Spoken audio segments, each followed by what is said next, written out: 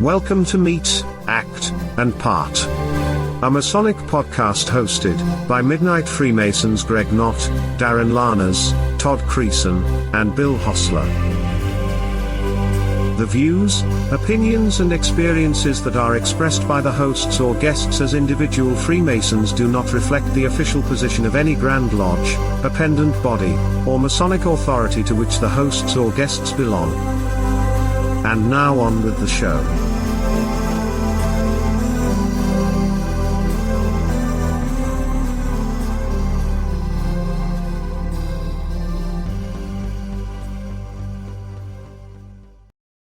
Welcome everybody to episode 52 of Meet, Act, and Part.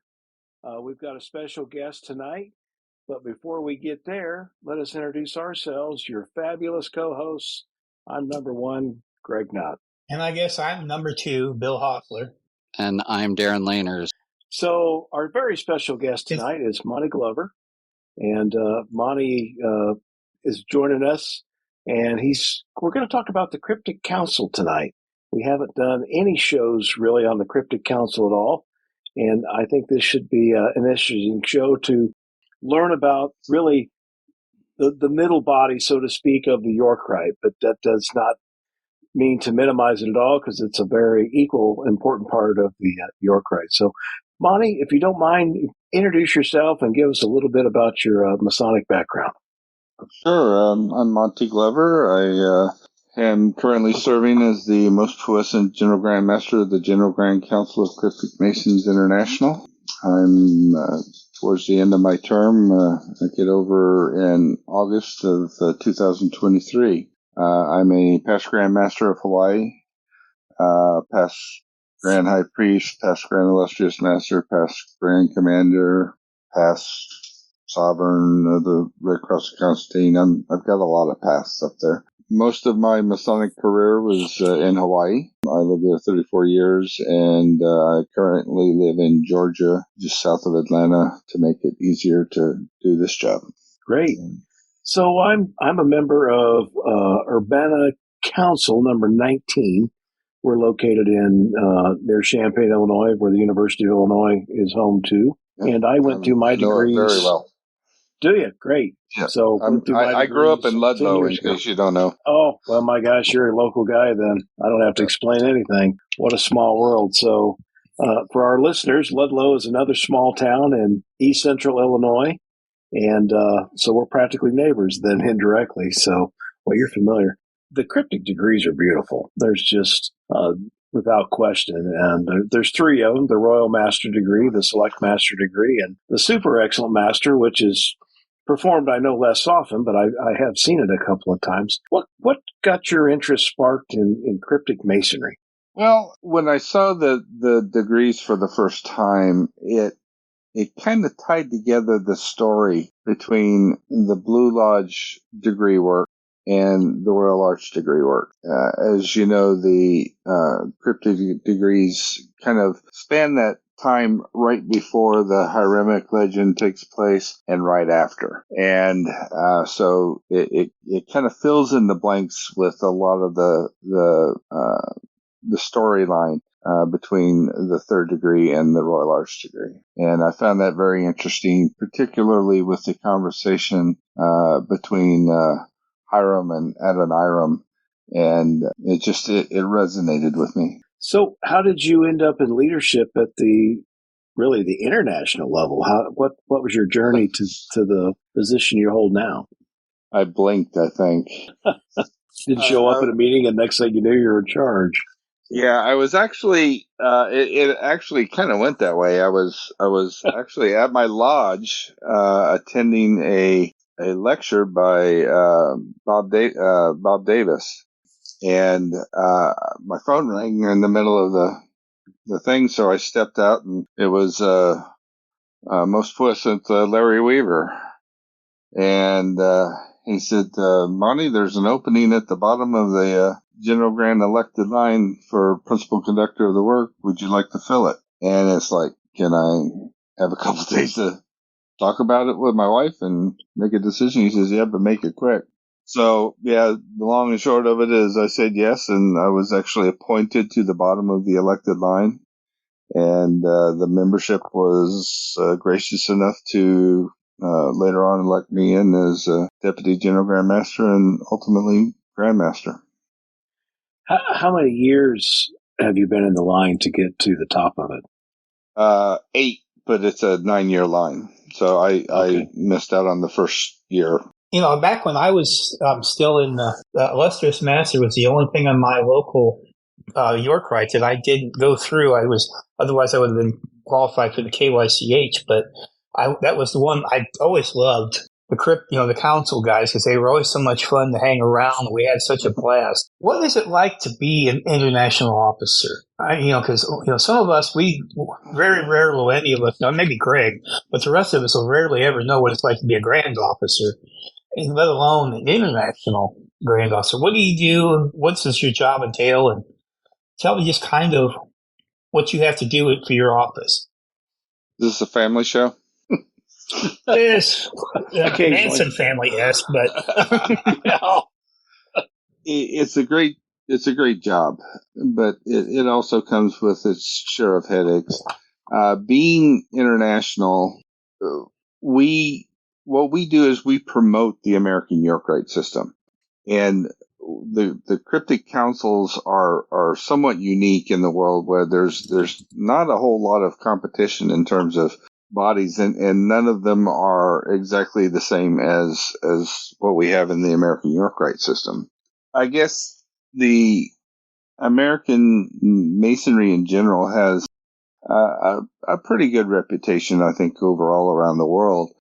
And so we have a lot of foreign jurisdictions that come to us and they want to have the American York Rite set up in their countries. Obviously, the chapter needs to go in first because we require a Royal Arch membership as a prerequisite for joining the cryptic councils. So that's pretty straightforward. But oftentimes what happens is when they form their councils or any of the York Rite bodies for that matter, and they start to operate and they get their grand bodies and stuff, what tends to happen is they have a very different mindset from the typical American system of governing ourselves. They're heavily influenced, I believe, by the Scottish Rite system because it's much more prevalent outside the U.S. And they tend to want to try to force the York Rite into a Scottish Rite model. The difference being is Scottish Rite has 3 groups within the Scottish Rite umbrella, but with York Rite, they are 3 separate organizations. They have separate leadership. They're separate corporations. They all run independently, but we work cooperatively together to form this York Rite. And so many of the challenges that we have is to try to keep the foreign jurisdictions on track with following the American, the principles and the ideals of the American York Rite system, and that you shouldn't have people in office for life. And they, some of the groups have difficulty understanding a lot of the things that we take for granted on how elections should be run and how they choose their leaders and that sort of stuff. So it's an education process and it takes time to go through it. You do stay jet lagged a lot. And I think the hardest part for me of doing the job is trying to coordinate my travel while working full time. I have to do all of this travel within my bounds of my vacation time at work. And still do my work job as well. And trying to make sure that people aren't upset that you haven't come and visited them in a year or 2 or 3. And, that's always because I never want to offend or upset anybody. And if I can't go, it's because I can't get away. But we try to spread our officers out so that everybody gets attention. But sometimes, there's gaps that happen. So I can imagine your frequent flyer miles is pretty hefty right now. It has. I did manage to. I just crossed the diamond threshold for Delta, so hopefully next year I'll make for a little nicer travel. So the downside to that is I live in the Atlanta area, And so flying out on Delta in Atlanta, you're competing with, Fortune 500 company executives and stuff for upgrades. So yeah, I don't have that kind of status. Yeah, I can imagine. It'd be like around here. Yeah. But you mentioned that what I'm experiencing is something that, the regular everyday York Ray Mason may never experience. And I get that, but it is something that's attainable. It shouldn't be something that you chase. They hunted me down for this position, but one of the things about masonry that I firmly believe is that it's not about the positions. It's not about chasing the aprons and that sort of stuff. The real secret to masonry is working in the quarries and the experiences that you get while working in those quarries side by side with your brothers. That's where it all comes together. And when people see you working hard and you're not looking for recognition, you're not looking for accolades, but you're just truly enjoying the craft, that's when they start knocking on your door. And once they start knocking, it's hard to get them to stop. And that's when you have to figure out, okay, what can you actually manage to do? And sometimes it's hard choices. I can just about imagine. Since, you mentioned working in the quarry with other brothers, how much do you work with like the General Grand High Priest and the Grand Master of Knights Templar? I'm guessing you guys have a pretty decent working relationship amongst you. The Grand Master of the Grand Encampment, I'm pretty close with. Spoke to him on the phone shortly before this, and we communicate quite well. We're sensitive about each other's various travel schedules, so sometimes it's hard to connect without waking them up at a weird time. But David Cussman and I get along quite well. Steve Tyner and I, it's a little harder for us. We have difficulties reaching each other oftentimes, and we've had some challenges between our two bodies. And we're trying to build that relationship up. And we just recently, we could sit down and talk through some things, and we signed a document of basically an agreement of understanding on how we would work with each other as organizations, and try to make sure that the decisions that we make as leaders do not impact negatively the operations of the other bodies. Well, that's great that everyone's starting to try to work together. I know in my Grand York Rite of Indiana, they had some problems here a few years ago, and I don't know if they ever actually got past them and started working together again. But it is a shame because we're all working for the same thing, and we're all supposed to be brethren, and it does, or companions, and it really does. It's too bad, but I guess that's just the way it goes with any organization that human beings are a part of. Yeah, and we have very different personalities, and I mean you experience it in Blue Lodge where you'll just get two people that just don't get along, and sometimes we let our personality differences override our Masonic better thoughts, and we lose sight of that who can best work and best agree. And so yeah, it is a challenge, and it's something. I mean, we're all human. You get particularly if you get a room full of alpha dogs in the same place, and everybody wants to vie for position, that can get kind of crazy. But yeah, if you go back to the lessons we learned in the beginning, then it all works out. So, but everybody I work with, even the people I disagree with, I have a lot of respect for all of them. The challenges that we face in the York Rite is, we have again these three separate bodies that all have three separate business structures, and as elected leadership of these bodies, we have to keep our positions or our constituents members first and foremost in our thoughts, and so sometimes we have to work through some of those issues.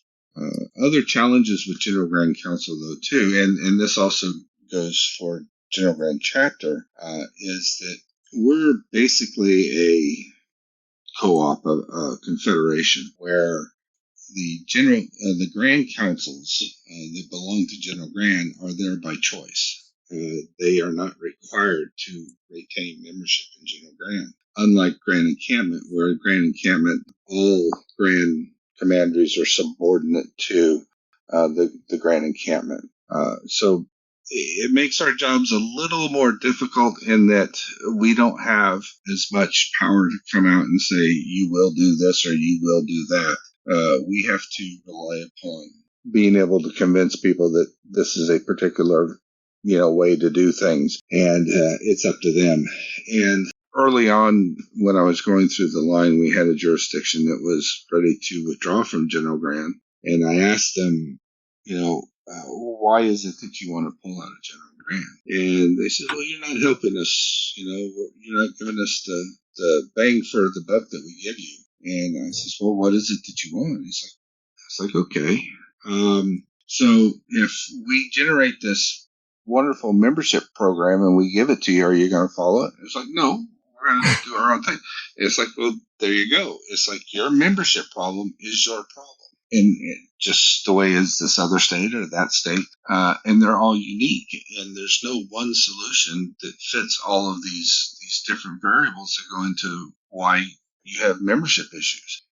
And, we don't have a problem if it's something that is within our area of control, if there's something that we can do to affect the situation.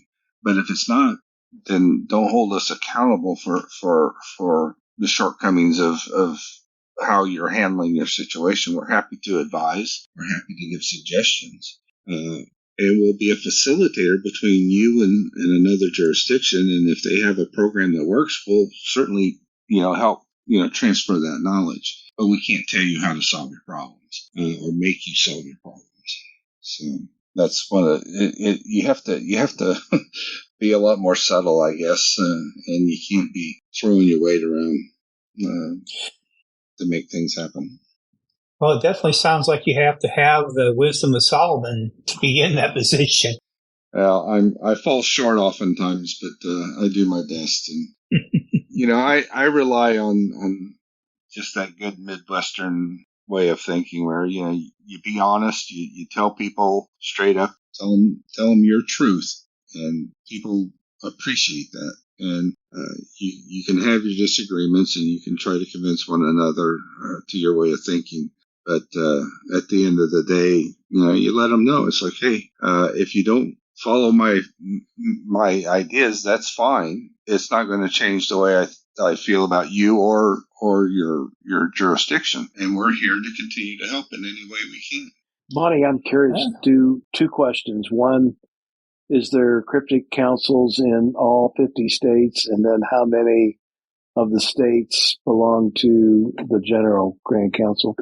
Now you're dealing with numbers, and I suck at numbers.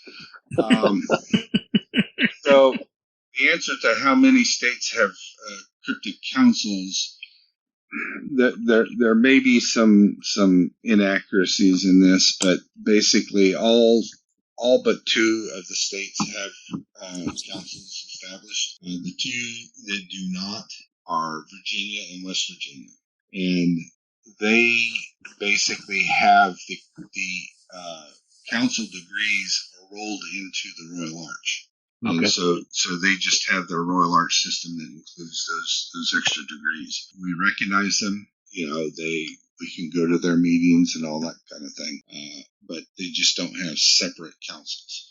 As far as how many are members, I do not know off the top of my head exactly how many, and it's mostly because I don't truly worry about it. But I can tell you Texas is a non-member, Ohio is a non-member, Pennsylvania is a non-member, Connecticut, South Carolina, I believe, Illinois. There's a handful. Some have never been members of General Grand, and others have left for various reasons. Well, I'm curious, Monty. I'm not yet a cryptic mason. It's on the the to do list, but you get involved in so much, and then podcasts and editing a blog and everything else on top of it. Time runs short. So I guess what's your elevator pitch to somebody who isn't yet a cryptic mason, but I'll just speak from my personal example. I'm fascinated by the whole idea of Enoch's vault, or what it later becomes Solomon's vault. And I know enough to know that many of these degrees take place within that vault or reference this vault. So from that standpoint, why should I join cryptic masonry, or why not? You can give that as well if you want. Have you gone into the York Rite at all? Yeah, I'm in the Royal Arch. I'm a Royal Arch Mason. So okay, so in the third degree, the word's lost. In the Royal Arch, it's found, but you don't know what happened in between, and you don't get to experience the story, and it's a beautiful story on how the word was preserved, and how our legend progressed from the third degree to Royal Arch. To me, that is the biggest reason outside of the fraternal side of things, being able to, we're, as was kind of hinted at before, we're the fun guys. Yeah, I think that, I love to watch ritual. I love to participate in ritual, and the cryptic degrees are some of the most interesting, historically, I think. And the super excellent master degree is kind of a different kind of animal. There's actually a part of it that's open to the public and other parts that are not. And it tells a very different story that's not really in line with the traditional pathway of the York Rite. It's very interesting, and people that typically get involved with it and actually engage in it usually have a good time.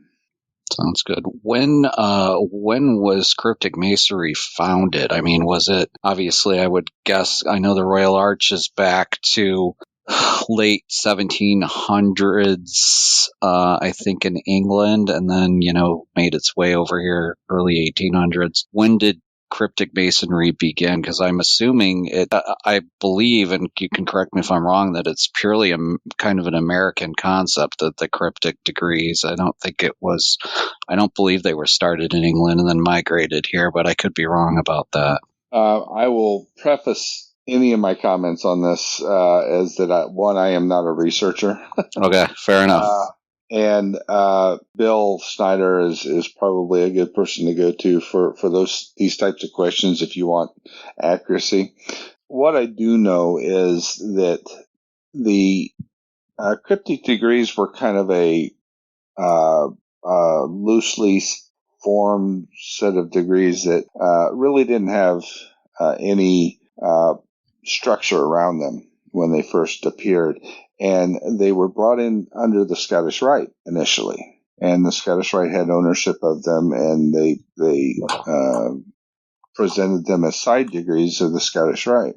And eventually then they went over to the Royal Arch, and the Royal Arch controlled them for a period of time, and then eventually we broke off into separate councils. And then our first council that was formed was Columbian Council Number 1 in New York. And that's pretty much when it started. I want to say 1861, but that's probably going to be completely wrong. But it was before I was born. So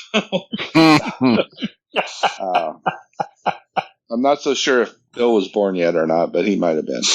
Now, I think just after that. Bill babysat Jesus, I think. So, Yeah.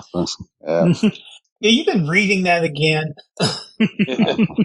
I'm sorry. It was scrawled on the bathroom wall at the manger, so I just assumed it to be true.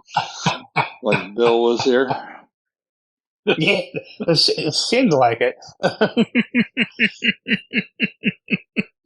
Monty, tell us about the CMMRF. I think I got those letters right. That sometimes run together for me. Yeah. Cryptic Mason Medical Research Foundation. Because every Grand Yorkite has their own. It's either RAH, the Royal Arch Research Association, or the Templars have got their own. And just tell me about what the Cryptic Masons do when it comes to their charity, and which body part do they pick to fix, and basically where their money goes. What we do is we provide basically the seed money for these young researchers that are looking into trying to find cures or treatments for any number of different issues with the human body, and through the use of stem cells. And these are adult stem cells. They're not the ones that had the bad reputation years ago, the embryonic stem cells. But they're looking at peripheral artery disease, diabetes, congestive heart failure, type 1 and type 2 diabetes, kidney disease, cancer, all pretty much anything that you can think of. They're looking for solutions through the use of these stem cells. And some of the things that they've done are amazing. When I first got involved with CMMRF, they had given a presentation where there was a gentleman who came in and he was wheeled in on a wheelchair. He couldn't walk unassisted. He was in constant pain. He was essentially 2 weeks away from having both his legs amputated. And they brought him in an outpatient setting, and they liposuctioned fat from his body. They sent it through this machine that separated out the stem cells, and they ended up injecting both of his legs above and below the knee with several shots of his own stem cells, along with I believe they gave him some intravenously. And 6 months later, he was able to walk a half mile down a pier unassisted with little pain. He was sleeping through the night, and 4 years later, he still had both his legs. That's amazing. And it was all out of his own body. They have the folks at IU have figured out a way to take a stem cell from a person and reprogram it, or basically erase it, and turn it into essentially an embryonic stem cell, one that hasn't been programmed to do anything. And once they've done that, then they can program it to do a specific function to go in and treat whatever it is that they're trying to impact. And that's just amazing. That's Star Trek stuff to me. So it's really amazing, and the work that they do will potentially impact every single person on this planet. So it's a little different from the Eye Foundation, where it's focusing primarily on the eyes, or the Shriners Hospitals, which are just wonderful organizations. I was on the board of directors of the hospital in Hawaii, and they focus on the children, and RAH works with the youth and their learning challenges and auditory issues. So Right Care, all of these charities are just wonderful charities, but you're right, they do focus on a specific thing, a body part or an age group or whatever. But we take from cradle to grave and anything that comes up, and it's pretty amazing.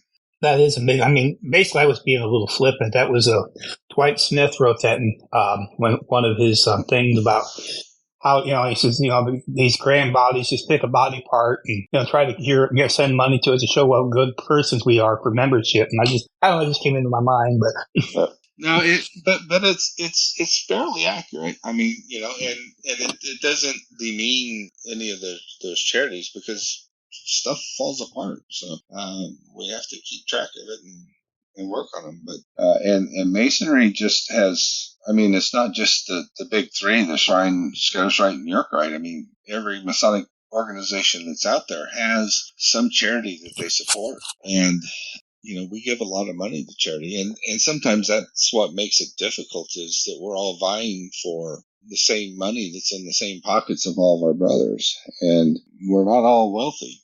Our goal this year is to raise $500,000. We had the same goal last year, and we made about $400,000. We're on track to hopefully reach $500,000 this year, sitting just under 400. So if anybody is interested in donating, we'd love to take your money at cmmrf.org. Yeah. Yeah, we'll put a link in the show notes for people where they can send a donation. Because it is a worthy organization. We have great people, and we just at the last triennial we made a change to our operating bylaws to have an international board member. And raising money outside the U.S. is very difficult. One, there's a perception that our charities are for Americans and not for the world. We've done our best to try to convince them that it's not the case. The other issue is you have laws in different countries about sending money outside of the country. So we've been kicking around a lot of ideas of ways that we can engage them in the process, keep the money local. One of those ideas that we're hoping to try to get off the ground is actually creating a internship program where they can have someone from their country that they sponsor to go to IU to be a intern or a fellow at the School of Vascular Regeneration, and then with the understanding that they have to go back to their country and work in that field for X number of years. And so now we're spreading the knowledge out around the world, and hopefully there's a network of different learning institutions that they work cooperatively on doing a lot of this research. So, and again, what we do is we provide the seed money, the stuff that is like, I have an idea, prove that there's some potential in it, and that's what we fund. And when it looks like it's going to be something that could be worthwhile to follow, then they go looking for the big money grants out of the federal government, the military. Military does a lot of support for us because of injuries from war and stuff. So we hope the ideas serve us to the top so that the cream can be skimmed off and furthered along. Yeah, and let me, I work at the university and have worked with a lot of researchers, and I can't understate the importance of the value of what the CMMRF does, because those kind of funds are hardly available from anybody else. And I think, to your point, a researcher will have an idea, and he or she can use these funds to develop that. They may be hiring a grad student or whatever it is, but they'll prove their theory has potential so that, like you say, when they then apply for the multi-million-dollar NIH, DOD, NSF grants, they've got some proven track records there. And so you just, the amounts awarded aren't probably obviously near the federal grant size, but I just can't understate or overstate the value of what you're doing in this organization, because those researchers, they're always out looking for dollars. And this is just a great way to help them either get their career going at their early career, or, to take that idea, off the bench and try to prove it so then they can scale it up with the bigger research. So it's what you're doing is just vitally important. And one of the recent breakthroughs that they've had is aortic aneurysms. It's called a silent killer, usually by the time that you find out that you have an aortic aneurysm, and you end up on a slab, and they find out when you're having your autopsy. But a couple things, they figure out a way to catch it earlier. They've been looking at ways to identify risk of having an aortic aneurysm. But they've also been working to be able to shrink or stop the growing of an aortic aneurysm, and again through the use of stem cells. And they've had a phase 1 trial where they've shown one of the methodologies has been quite successful and promising, and I believe that is now moving into a phase 2 trial, which is a bigger set of patients to run these trials on. They've also developed what they call a biopen, and my understanding of how this works is that they can use this biopen to essentially lay down an encasement of stem cells that wrap around the aorta, and it keeps it from expanding. So it kind of like puts tape around it, for lack of a better term. And that's got a lot of promise too. Well, I'm curious. I mean, gosh, in your introduction, you also spoke and said you had been the Grand Master of Masons in Hawaii. And it's probably one of our younger jurisdictions. Obviously, it's one of our newer states, but probably one of our younger jurisdictions. And I'm just curious about Hawaiian Freemasonry compared to maybe other parts of the states of the world. What was it like there? Given its grand charter in 1980. So yes, we are quite a young jurisdiction, and I was Grand Master in 2011 and 12. We have 1,600 Masons-ish. They're from all walks of life, from all over the world, and because of that, you have just a really interesting group of people that come together. My particular lodge, Honolulu Lodge, was, to me, it was like home. It was not unusual for me on lodge night to I show up first one in the building, 3 o'clock or 4 o'clock in the afternoon, and I would be the last one to leave. And there were many times that I saw the sunrise from lodge, because after the lodge was closed, we would go outside on the lanai and pull out some tables and sit down and fire up our cigars, and some would have a beer or a little scotch, and I would drink my Diet Coke, and we would sit there and, in Hawaii terms, talk story and solve the world's problems, and realize later on that nobody took notes. But it's just a great group of guys. And you get really interesting visitors, because Masons come from all over the world to visit, and they want to attend lodge. Interesting. So how did you end up in Hawaii? What was your path to get there, just in general? Uncle Sam. I was okay. I was a sailor in the U.S. Navy, and I got stationed there on Ford Island. Well, of course, we appreciate your service to our country and Freemasonry, but that's such an amazing journey of your own to leave, which I'm very familiar with, these cornfields of East Central Illinois, to end up the Grand Master of Hawaii. So. I made my money as a kid walking bean fields, cutting the corn out of the previous year's crop. So I was going to ask, Monty, did you graduate from Rantoul High School then, or? No, I did not. I went to Ludlow Elementary School, and my freshman year was at Rantoul High, but my dad was military. He was there. He was at Chanute, okay. And we got transferred to Germany. Got That's where I finished my high school, but we lived in Illinois for 13 years. Awesome. Just curious. My fiance was as a Rantoul High graduate, so not obviously different class, much different class, I would think, but just curious. That's all.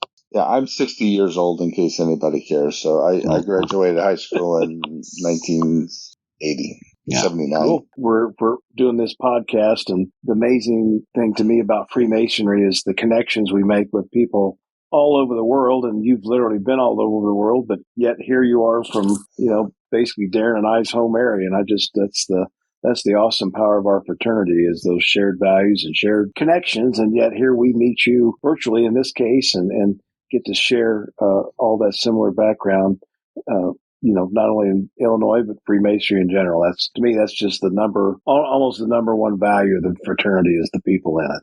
Yep. I miss Illinois a lot. It's been a long time since I've been back, and I was a DeMolay in Illinois. Great. In Champaign. Oh, okay. So. Wow. And I still have lots of friends in the area that some work at the university there, and great place. Great. So, I'm curious, what do you see? I mean, future Freemasonry in general. I mean, not so much in numbers, but where do you see the craft going, or especially since you've had the international, experience with it? Where are we headed? My hope is that with the younger members coming in that seem to have more interest in the esoteric nature of Masonry, more than the fraternal aspects of it. And it'll help us get back to really understanding what it is at the base levels of being a Mason. And it's not about the spaghetti dinners and the green beans and that sort of stuff. I think that it's important that we continue to learn about where we came from and how to get back to these really basic tenets of what it is to be a Mason. So, I hope that the future is bright. I think that there will be many challenges ahead of us. We've been going through a period of consolidation, I guess, for lack of a better term, for many years. Lodges either closing down or merging with other lodges because just dwindling membership. But I don't see it as, I don't have any feeling that this is going to be the death of Freemasonry. I do firmly believe that Freemasonry does survive throughout time, and it will gain momentum again. I think that as troubles in the world in general continue to surface, people are looking for something that helps them make sense of the world. And oftentimes they come knocking on our door. And while we don't have the answers, and I believe it's very important that we tell them when they're seeking membership in the Masonry that we don't have the answers to life, the universe, and everything. But we do have a group of guys that have experienced a lot of life and have a collective knowledge that is tremendous and are willing to share that and to support one another. And I think that if we stay true to that, then nothing can stop us. Yeah, I wholeheartedly agree with you. Well, first of all, I'd remark that Douglas Adams would answer the question of life, the meaning of the universe, everything is being 42. Yep. But secondly, he kind of stole my thunder, Greg. I was going to ask how he got to Hawaii. Let me ask this: what's your best memory of being Grand Master of Hawaii? Other than the day I got out. Other than the day you got out. It's hard to say, but, I think really it was actually my installation. And the reason was because it was the first time that I got to be in lodge with my father, who was a Mason. And he was really starting to show the signs of the Alzheimer's that he had that ultimately killed him. And that just, it meant the world to me to be able to sit in lodge with my dad. And it just, yeah, I think that's the biggest thing. Beyond that, in my term as Grand Master, we brought in more members than we lost, and that was something that was unusual. We were one of, I think, 2 grand jurisdictions in that year that actually had positive increases in membership. That's fair. That's a pretty awesome memory you have of you and your dad. So that's really cool. I was just sitting here thinking, there's one question we didn't ask you. And it's usually the first thing that we ask every guest that we have is, what made you become a Mason in the first place? Was it being a DeMolay boy, or because your dad was a Mason, or a combination of both? Or what made you decide to ask for a petition? Well, it's a little bit of all of that, in that, I kind of growing up, I knew my dad was different. I remember the old Masonic Bible that sat on our not coffee table, but one of those big tables that goes between your couch and your love seat. And, I had the square and compass there, and I loved looking at the pictures in the Bible and all that kind of stuff. And I knew that I wanted to emulate my dad because he just seemed different from everybody else. So I always knew I was going to be, but I never really, other than, after we went to Germany, I became inactive with DeMolay, and then I was in the military. And so it never really presented itself. It just kind of went back to the back of my brain and sat there, and I got married and had a son and ended up, unfortunately, getting divorced. But when I got divorced, I'm by myself, and it's like, I need to find something to do or I'm going to get in trouble. So it's like, well, I guess I have time for Masonry now. So I went to the lodge and met just a tremendous man, my mentor, David Kauhe Laulihi, and said I'd like to be a Mason. And it was just, it has literally been a nonstop ride since then. I have never been without an officer position from the day I was raised. Sounds like the first 10 years of my life. How old were you when you went into the lodge? I don't remember how old I was, and doing the math might be challenging, but I was raised in March of 2002. Oh, okay. So, wow, you've done a lot just the last 20 years. So I'm curious, what's next on your Masonic journey now that you'll wrap up the Cryptic Council role? You know how it is. You don't get off the hook that easy. What's next? I'm running for curmudgeon. You may have competition with Bill there, so I'm just going to let you know. I don't know. Yeah. Well, I'll let him have it first. More years. Yeah. But I've been appointed, or I'm currently serving in the line of the International Line for the Red Cross of Constantine. Marcos Ostrander, who's the head, had graciously appointed me as his Grand Marshal, and I'm in a St. Thomas of Acon line in Trinity Chapel, which is kind of the holding chapel for Masonic Week. So those are the only two officer lines that I'm in. I'm happy to help anywhere I can. One thing that has suffered for me in terms of my Masonic life since taking over this job is that I don't have the time to go to Blue Lodge and even the council. I've been here in Georgia for 3.5 years, and I've only attended Blue Lodge a handful of times, and I think I've been to a York Rite event that was not a visitation official type of a thing. I've only been to one event for York Rite. So I'm looking forward to getting back involved in that. And I want to get back involved in Scottish Rite and the Shrine, and all of the different organizations that I'm a member of that I've had to put on the back burner because I've been so busy doing all of these other things. So, and I don't need to have a position. I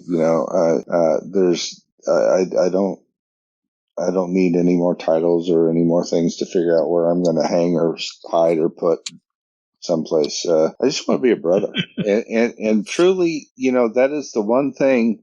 I've never been that guy sitting on the side. The column guy. And I kind of want to give that a try and see what it's like. Because I like ritual, and I will always be happy to help and fill in and do whatever people want. If people want my help, I am happy to help. But I don't need to go up lines. If they want me and need me, I'm happy to. But it's not something that I would chase. Yeah. Well, the ritual for that position is we never did it that way in my year. So you start learning that one. Yeah.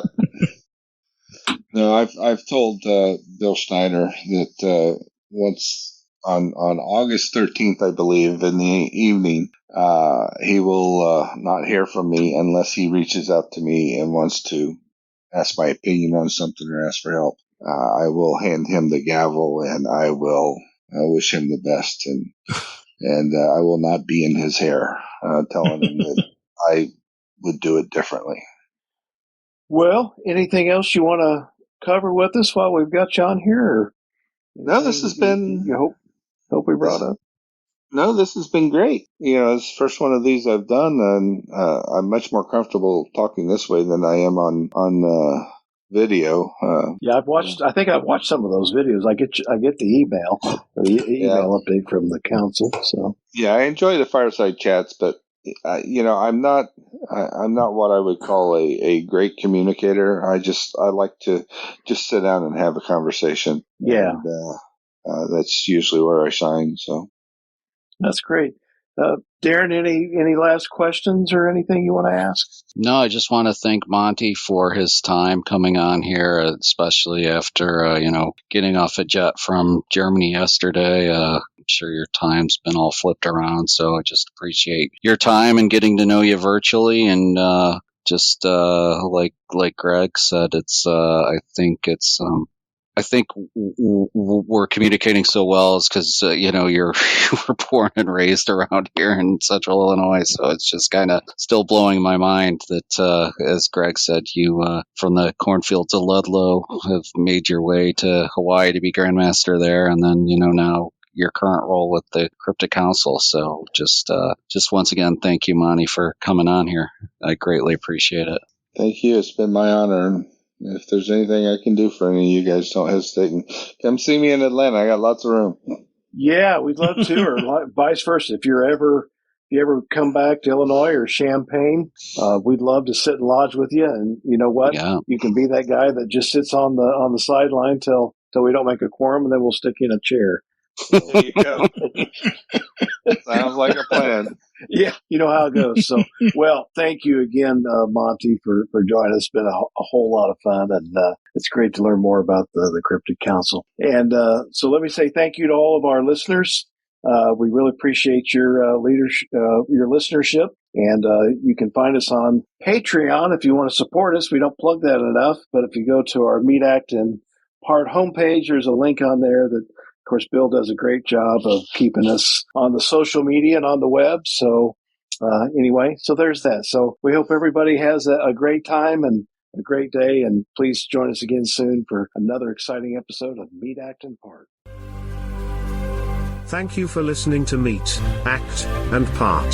For more information about our show, visit our website at www.meatactandpart.com. While there, please consider supporting the show by sponsoring us on Patreon. Until we meet again, may we meet, act, and part.